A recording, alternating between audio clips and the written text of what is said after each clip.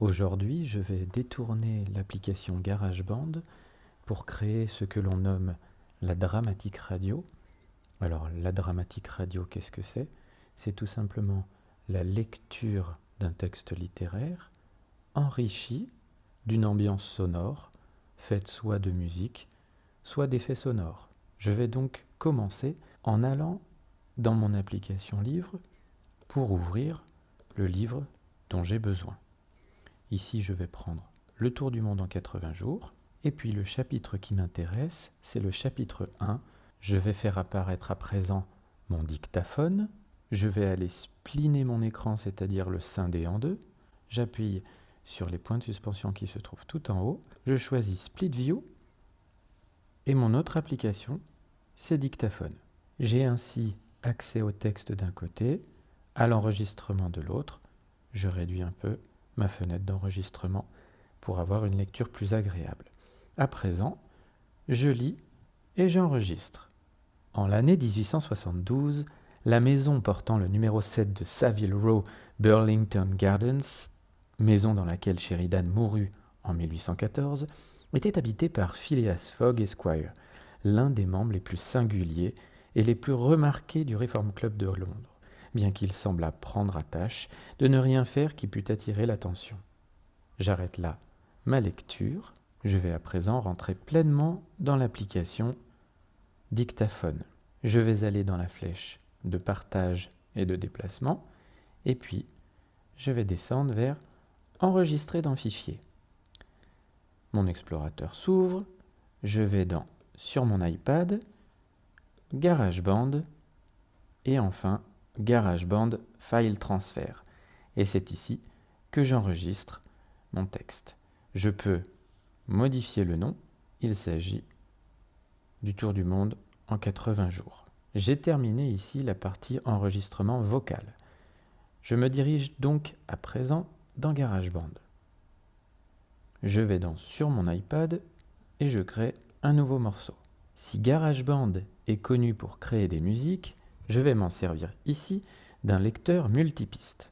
Je vais donc dans Piste et je vais chercher la voix. J'ouvre une piste de voix. Vous voyez qu'ici se trouvent des traits horizontaux. Je vais les ouvrir et voici ma première piste de voix. Si je souhaite ouvrir une autre piste, par exemple pour y poser des effets sonores ou de la musique, je n'ai qu'à rajouter des pistes de voix. Et vous voyez qu'à chaque fois, se créent de nouvelles pistes. Une fois ces deux pistes ouvertes, je vais commencer par appuyer sur plus pour pouvoir ajouter ici, dans la section qui me concerne, automatiquement de la longueur. Sinon, je serai coincé avec ces 8 mesures. Je vais à présent dans les boucles qui se trouvent ici, je suis dans Fichier et je retrouve mon 80, c'est-à-dire mon enregistrement vocal. Je le glisse sur ma piste 1 et le voici à présent. En l'année 1872, la maison portant le numéro 7 de Savile Row, Burlington Gardens, j'enlève tout de suite le métronome. Je n'ai plus maintenant qu'à ajouter une piste son pour ajouter des ambiances sonores. Je vais aller chercher ces ambiances sonores directement dans Safari sur le site de la BBC Sound.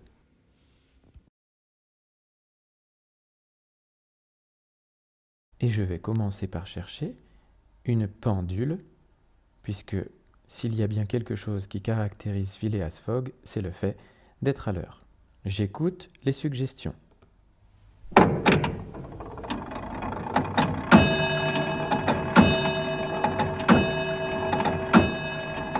Parfait, une ancienne pendule. Je télécharge le son en format MP3. Je retourne dans GarageBand. Parcourir les fichiers et je vais chercher mes téléchargements. Voici l'horloge. Mon horloge est ici à présent. Je vais la glisser sur ma piste son. Je vais décaler à présent, en la saisissant, ma piste de voix. En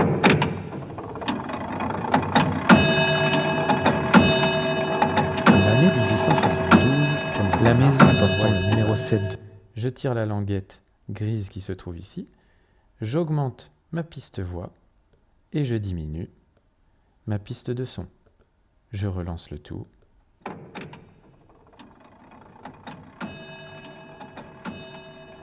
En l'année 1872, la maison portant le numéro 7 de Savile Row, Burlington Gardens, je peux ainsi ajouter tous les types de sons que je souhaite par-dessus ma lecture, ce qui permet d'enrichir pleinement l'atmosphère d'un texte, un travail très utile pour concevoir l'univers d'un texte littéraire.